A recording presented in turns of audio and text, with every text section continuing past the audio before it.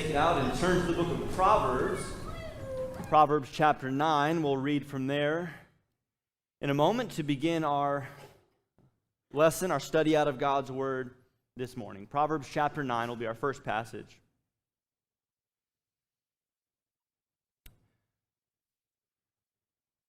There is a lot of food in the Bible. The Bible is full of food. Perhaps it's because we are embodied creatures, flesh and blood, and we like to eat.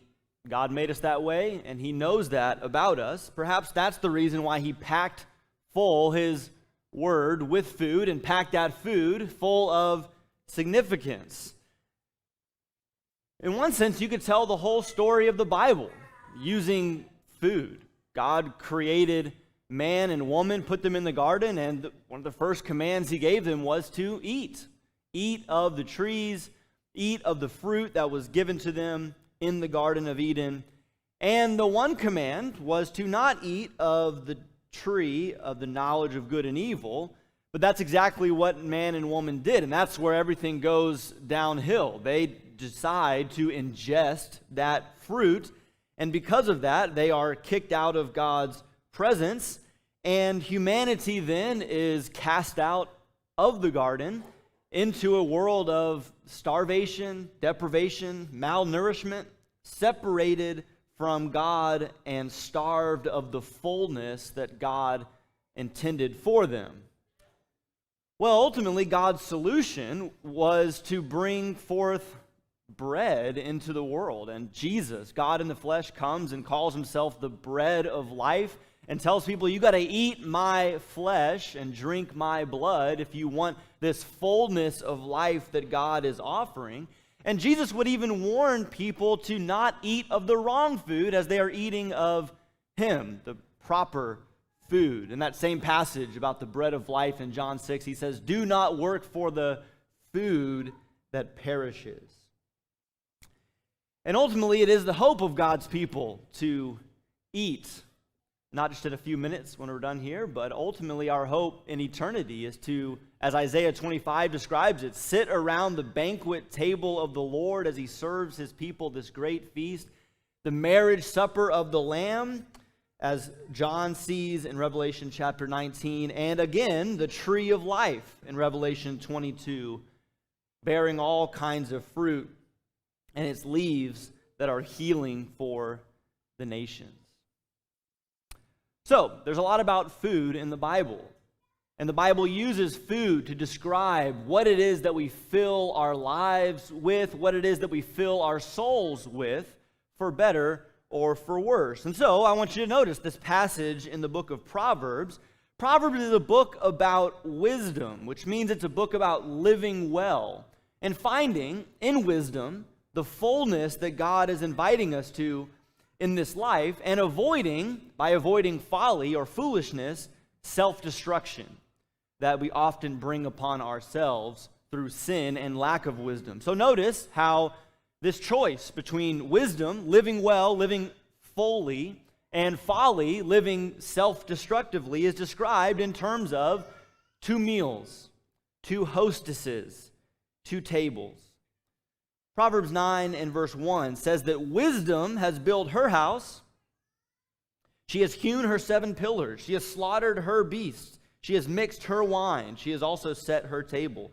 She has sent out her young men to call from the highest places in the town. Whoever is simple, let him turn in here. To him who lacks from the highest places in the town. To him who lacks sense, she says, come, eat of my bread and drink of the wine I have mixed. Leave your simple ways and live. Walk in the way of insight. But you look down in verse 13 and you see another invitation to another meal. The woman folly is loud. She is seductive and knows nothing. She sits at the door of her house. She takes a seat on the highest places of the town, calling to those who pass by, who are going straight on their way, whoever is simple, let him turn in here. And to him who lacks sense, she says, stolen water is sweet, and bread eaten in secret is pleasant. But he does not know that the dead are there, that her guests are in the depths of Sheol. We've been talking from time to time recently about the way that we use technology and social media and media in our lives. And to me, this passage in Proverbs 9 is just a perfect way to set up another discussion of this, because we are consuming media at an unprecedented level in our time and place in history. And as we have talked about, we can consume media in a way that is healthy. We can consume it in a way that is unhealthy. Unfortunately, we are consuming in a very unhealthy way a lot of the time. But we want to use wisdom. We want to live well. That's what Proverbs is about. That's what these two invitations are about. And that's what we're trying to do. I've emphasized in these lessons that we are trying to go beyond the right and the wrong. Go beyond simply asking, well, is it a sin too? And to strive for wisdom, to strive for maturity, because we want to live full lives, and we want to live in a way that brings as much glory and honor to our Maker as possible. So, we've been examining our consumption of media and information and entertainment on our devices. So this morning I want to stick with the food metaphor, since it's a popular thing in the Bible, and talk in this lesson about our diet and our nutrition. Here's the question we want to ask. How can we eat? How can we consume media in a way that cultivates wisdom and leads to fullness of life, and avoid eating in a way that breeds folly and leads to self-destruction? I should say from the outset that, like most everything else I say up here, these are not my ideas originally, and even the terms themselves come from other people. Dr. Kimberly Young is the one who coined the phrase digital diet and digital nutrition. She was the first one, really, to write a book back in the 90s, if you can believe that, about internet addiction. And she uses these terms, she's since passed away, used these terms, digital diet and digital nutrition, to help addicts recover from their internet addiction. We've talked about the language of addiction and why that is apt in this conversation. And then I'll also be referring to a book called The Wisdom Pyramid, and that's a book written from a biblical perspective by a man named Brett McCracken, and he uses that old food pyramid, which we'll discuss more in a minute, to talk about healthy consumption habits for Christians, and especially in pursuing wisdom in our age of folly. So, here's what we want to do in our lesson this morning. First, we want to ask, and briefly, because we've talked a lot about what we're doing wrong in previous lessons. I would encourage you to go listen to those if you haven't heard them or want to refresh yourself. We will talk about what's wrong with the way we consume media. Then we'll talk about two things, and these are going to be different terms with different usages. Healthy diet will be the second thing we'll talk about, and then finally we'll talk about healthy nutrition, or what I need to consume in order to be properly nourished. So let's talk about the problems with our media consumption. And again, some of this will be related to or repeat of the things that we have talked about in previous lessons. This comes from the book, The Wisdom Pyramid, where McCracken lays out three basic problems that I think summarize nicely what we're experiencing in our internet age. The first problem he identifies is information gluttony. We are simply consuming too much. I mean, just think about it. In one day, how much information, how many images, how many words, how many ads, how many videos, how many songs are pumped in through our ears and through our eyes in digital media? It is just so much all the time. That doesn't even count the things that we see in print media or on billboards or in text on paper, but on our phones, our computers, on our iPads, on our tablets, just all the time, nonstop, every day, information, media, entertainment is just pumping into our system. Ecclesiastes 1:8 says, the eye is never satisfied with seeing, and the ear never satisfied with hearing, so we continue just to consume and to consume with never a quiet moment, with never a break, and it's not filling us up, is it? Leaves us instead overwhelmed. And instead of having our souls nourished, we're stressed out. exhausted, which, as in many other areas, exhaustion like that leads to poor decision making and lazy thought patterns. And so we are simply consuming too much. We're gluttons when it comes to information and media. But McCracken also points out that there's a problem of perpetual novelty. This means that the information that we are consuming, it's moving too quickly to benefit us in any meaningful way. The internet age that we live in right now, especially the age of Facebook and Twitter, is about the right now. It's about the breaking news. It's about what's the latest thing, not even just this week or this day. It's about what's the breaking news this hour. What just happened in the last few minutes? I need to see. I need to learn about it. The breaking news, the outrage of today, the viral meme. And everything we consume is so quickly consumed and then dropped off, because if it is a day old, then not worth talking about or thinking about. Acts 17 describes those Athenians that wanted nothing more than to sit around and talk about any new thing. And that's exactly where we've ended up in our society in the extreme. What happened in the last few seconds? And I hope that we see, without me having to point it out, that this kind of speed and turnover in the way that we process or don't process things is antithetical to the cultivation of wisdom. Wisdom is about slowness. Wisdom is about thinking. Wisdom is about processing and dwelling on things for days, for weeks, for years to see what the ramifications are of one thing or another. But as we've seen, we are losing our ability to slow down. We're losing our ability to pay attention to one thing for a long time and to think critically about it. So we're consuming all of this stuff, and it's not doing us much good because it's moving too quickly.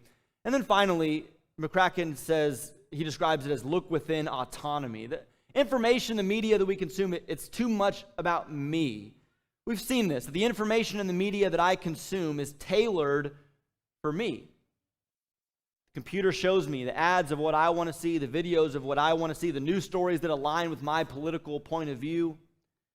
And so ultimately, it becomes me who is the arbiter, the determiner of good from bad, right from wrong, true from false. And that's a dangerous place to be in. It's like the world of the judges all over again, where there was no king in Israel and each man did what was right in his own eyes. Okay, so there's a problem here that we've identified. We're consuming too much, we're consuming it too quickly, and it's too much about me. So what do we do about it? Well, again, two terms that I will suggest to you. The first of those being the idea of a digital diet, a healthy digital diet. I mentioned Dr. Kimberly Young. This is what she says about digital diet, that it's being mindful about what you are doing online and how much time you are spending there. It's about embracing the good it brings, such as using it for work, school, and fun, without over-consuming. It's about moderating yourself. We're talking here about how much. We're talking here about limits. We're talking here about boundaries. And there's a few Bible passages that I think we should have in our minds in terms of framing why we would talk about setting boundaries or setting limits for ourselves when it comes to media consumption. One is this moderation principle, which is a principle of wisdom. Proverbs 25 and verse 16 says, if you find honey, eat just enough to fill yourself or to enjoy it. Eat just what you need, but don't eat too much unless you vomit it up, make yourself sick. So there is a principle in Scripture about moderation. But in another sense, Romans 13, verse 14 might come into play here. Because there is so much sin that is accessible and prevalent in technology use, then we're also talking about following Paul's instruction to make no provision for the flesh to fulfill its lust, guarding ourselves from that. But I also want to remind you of what we talked about at the end of last year with the image, the principle of ourselves in the Garden of Eden and humanity placed in the Garden of Eden to tend and to keep. Remember that God made us to be the masters of creation, the masters of even the things that we create. We are the ones to have dominions, and so boundaries are necessary for us to be able to be the masters and to put technology in its proper place. And I think the imagery of the garden is important. Beth and I have this joke that, once you get to your mid-30s, that's when you start planting a garden. So several of you are into that, growing your own vegetables and spices and stuff. Stop looking at you guys looking around, who. When you plant a garden, you want what's in your garden to grow. And so one of the things that you do, from what I understand, is that you build a boundary. You build a fence. You build a wall for your garden. And what's interesting about building that boundary, that fence, is that it does a couple different things. One, it allows the bad things on the outside, or it keeps the bad things on the outside from coming in, right? So you're keeping out the things that are harmful to your garden.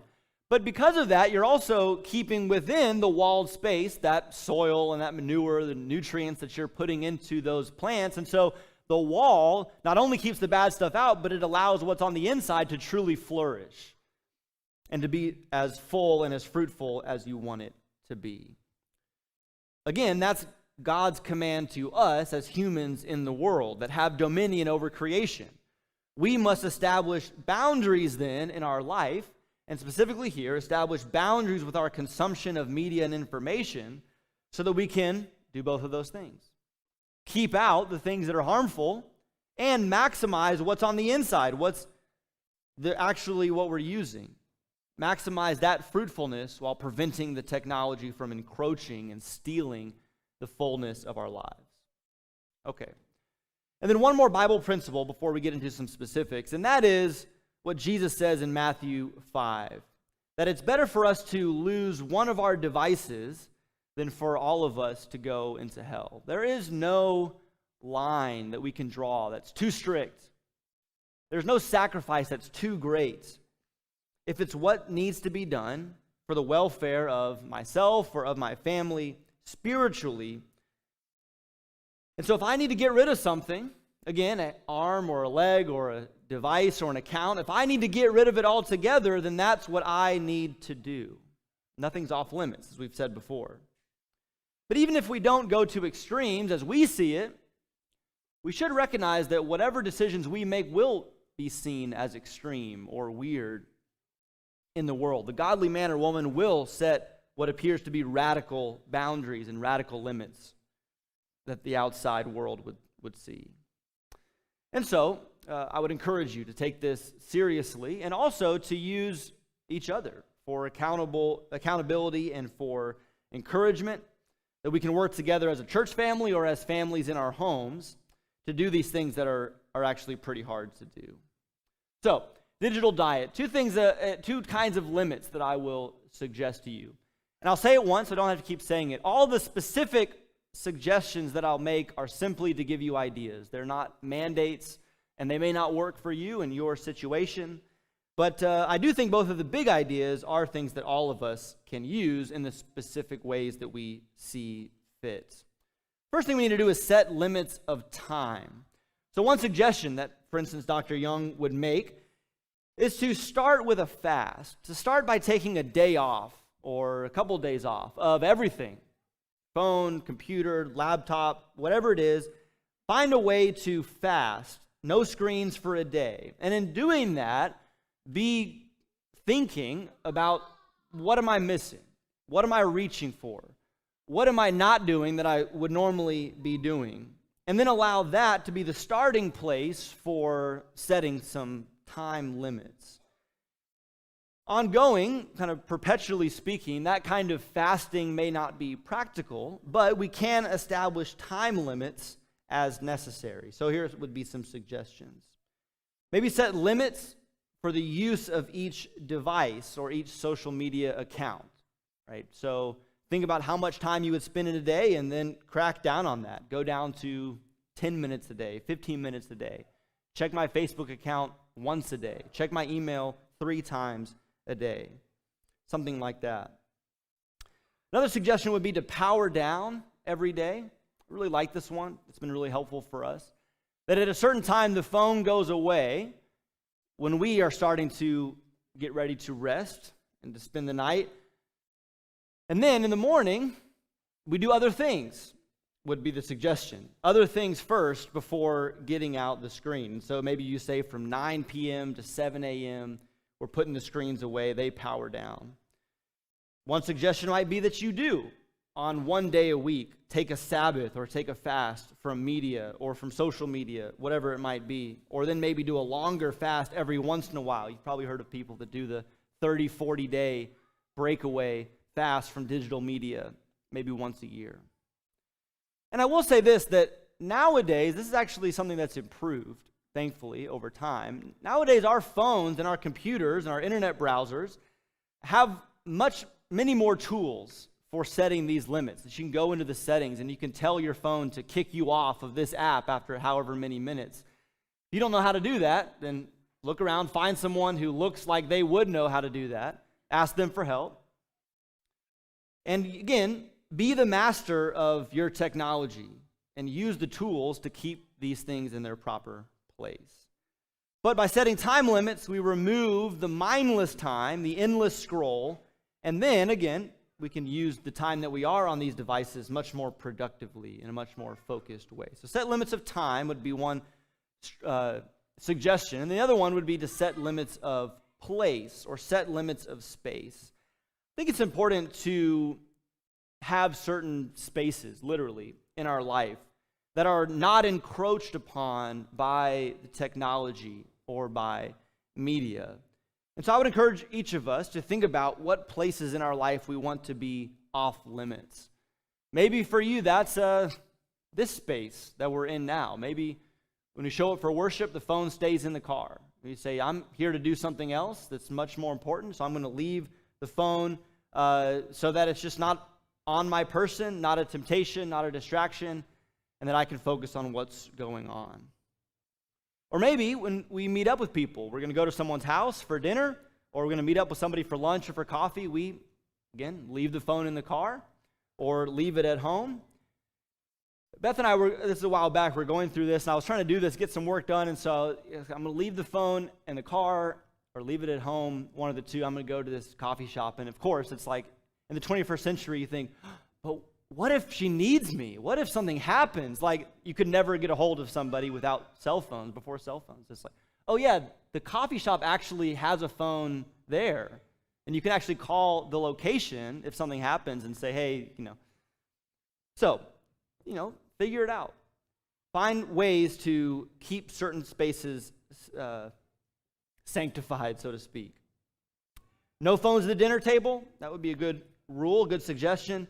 And then remember that in some of the articles that I mentioned before about tech executives and the fears that they have about their kids using phones, they had a very, very strict rule. Worldly people, no belief in God or sense of righteousness, they had a very strict rule about no phones in the bedroom. I think that's important, not just for kids, probably for adults as well. So, that's about keeping spaces off limits. On the other side, I would actually suggest that there would be places that we relegate or we move our media or our technology to. Decide where it is in your home that you want the technology to be. So I've heard of seen people that have phone stations. That the phones just stay on the counter in a certain place. It's where they charge, it's where you leave them, they use them there, but they don't wander all over the house into every nook and cranny. Or maybe there's one room in the house where there's all the digital media, the games and the TV and everything. Maybe that room's even a little bit hard to get to. And then other spaces of the house are just for spending time together, doing other things. But the phrase that Dr. Young uses is disconnect to reconnect. So we're talking about turning off the noise and breaking away from that so that we can focus on the people that we're spending time with and develop those meaningful relationships in our life. Okay, these are suggestions, like I said. Maybe they're good ones, maybe they're bad ones. You probably have better ones yourself. But like eating, the metaphor we're using here, like eating, there are just certain times and certain places that we shouldn't be consuming media. I know that after 10 o'clock, not when I should get the ice cream out. And I know that my bedside table is probably not the best place to keep the bag of Cheetos. In a similar way, there are times and places that we need to set up boundaries for. And then we need to thoughtfully establish them and then again work together to encourage each other, hold each other accountable. Well, let's then talk about what it is that we are consuming. So that was all about limits and boundaries. Let's talk about the nutrition. Let's talk about what it is that we are taking in. And this again comes from the book called The Wisdom Pyramid. And this is taken off of the author's website here. So you'll probably remember seeing this. I don't know if they use the food pyramid much anymore. The food pyramid itself had some problems, I think. So we're not going to worry about that. But you understand the basic idea of the food pyramid, that you're building your nutritional habits from the bottom up. And so what's at the bottom is what you have the most servings of, the most important, most nutrition in some way, and then you're building up towards the thing that you're using more and more sparingly. So I'm basically using McCracken's categories here and work through what it is that we should be filling our souls with. The Bible, of course, is our daily bread. I'll just repeat the few verses of the psalm that Tosin read for us earlier this morning. Psalm 1, a psalm about living a full life in wisdom, says that the man who is blessed walks not in the counsel of the wicked, or stands in the way of sinners, or sits at the seat of scoffers, but his delight is in the law of the Lord, and he meditates on it day and night. He's like a tree planted by streams of water that yields its fruit in its season.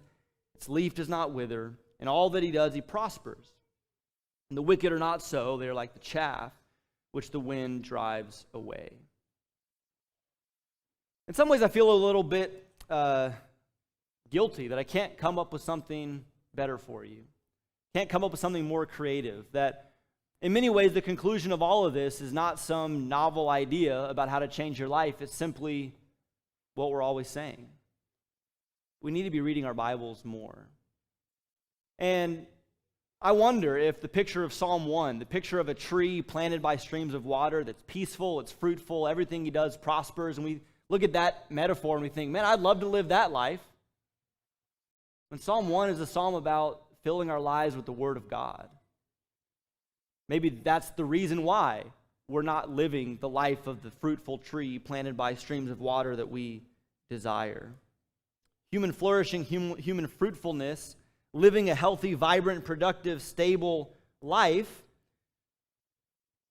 is possible if we'll fill our souls with the bread of life, with Jesus and the Word that has been revealed to us. So, all the things that we might do to restrict our use of digital devices or digital media, I would say all of that is good, but our ceiling will be very low in terms of the life that we live if we're not replacing that time, that we're not eating the junk food of the wicked, of the sinners, of the scoffers. If we're not loving and consuming the words of God in Scripture, then the ceiling will be pretty low for the fullness and the fruitfulness that we can achieve. So, am I having devotional time every morning before I'm on a device? How regular is my Bible consumption compared to other media like TV shows and movies? And as a family, is Bible reading and devotional time as much a part of our life together as a family throughout the week as movie nights or, again, the consumption of other sorts of media? This is it. The Bible is our daily bread. That's where we get our fullness. But McCracken also points out, as you see in the pyramid, that we need the church. We need each other. And that my fruitfulness requires a deep connection with the church. Paul says in Ephesians 4 that we are to no longer be children, tossed to and fro and carried about by every wave of doctrine, but rather, speaking the truth in love, we are to grow up into Him who is the head, into Christ, from whom the whole body, joint and held together by every joint with which it is equipped, when each part is working properly, makes the body grow so that it builds itself up in love. Again, a passage about fullness, a passage about maturing and becoming the people that God wants us to be. How do we do that? By connecting ourselves closely to the church and to the people around us, the people of God, godly men and women that we share our lives with. That needs to be a regular part of our diet, of our nutritional intake. And these are the big rocks. These are the two big things, I think, around which everything else is filled in and built around. So again, going up to things that are of lesser importance, but still can provide us with wisdom and fullness, he talks about being in nature. Think about Psalms like Psalm 19, Psalm 8, that describe the wisdom that we gain from appreciating nature. You can't do that if you're never outside. There is also truth, and there is goodness, and there is beauty in books, especially old books, is what McCracken would say. I would agree with him. Or in good art, music, or visual art of some sort. There is good things to be found in these areas. Again, they're not the two big pillars, they're not the foundations. But spending time in nature, spending time exposing ourselves to goodness and beauty in various forms will help us to be wiser, more empathetic, help us to be better. And so it seems weird for me to say it in a sermon, go watch a sunrise, or go read Lord of the Rings, or go listen to Bach's Italian Concerto. Those are not application points we typically make in a sermon, but the point is that we're filling our lives around the Bible and God's people with good, healthy food, so to speak. And then what about internet, social media? Again, it holds that top spot on the pyramid, which means we use it sparingly, I think was the phrase on the old food pyramid. But we're selective about the way that we use internet and social media. Again, the whole point of the pyramid is that we are reducing our time with these things to a small corner of our life, while these other things fill up our lives in a much more important way.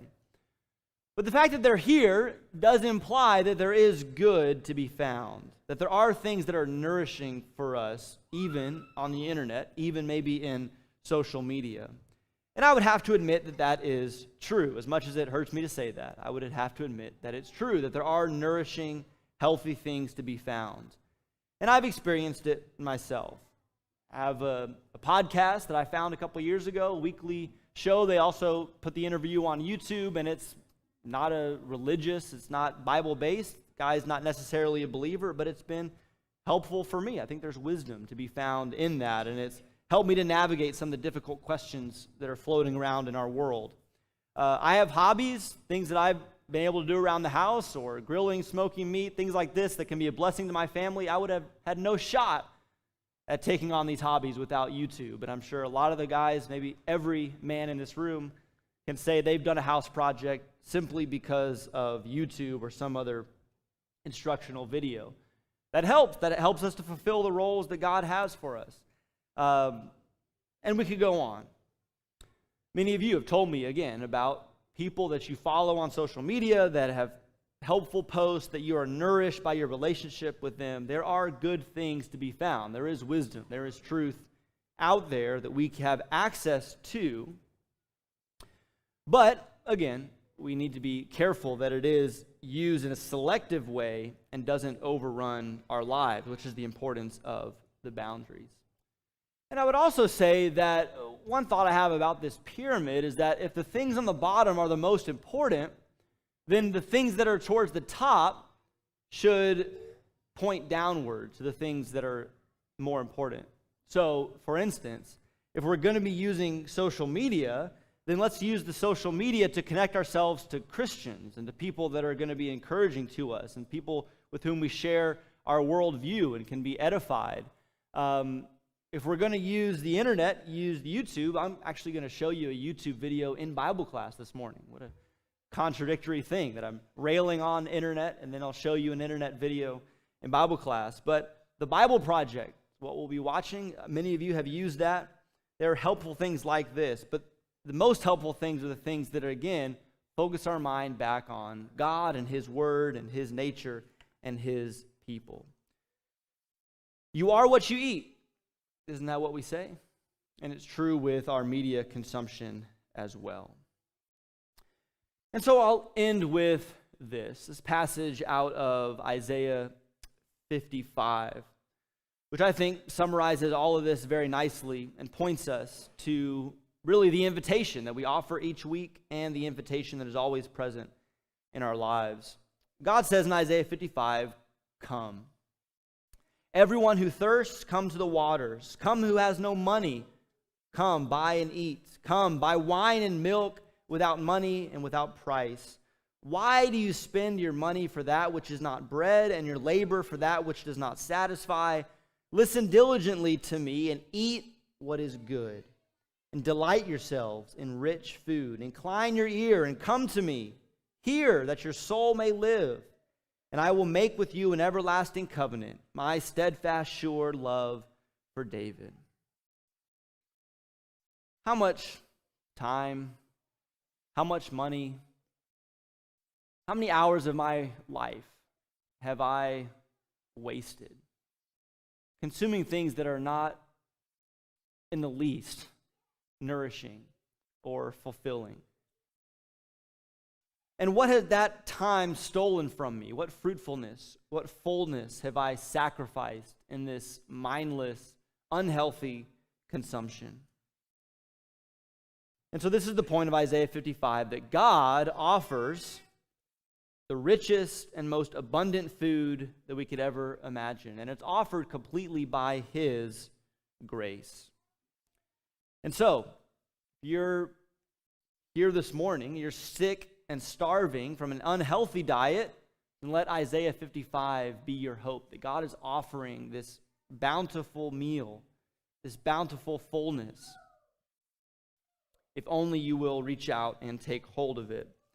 And if you have not yet, in the language of Peter, tasted the kindness of the Lord, if you have not yet this morning eaten of that bread of life, that's the starting place. And so we end by calling you, inviting you to the table of the Lord to eat with Him and with His people now and forever. If you need to answer that invitation, we'd ask you to come to the front as we stand and sing.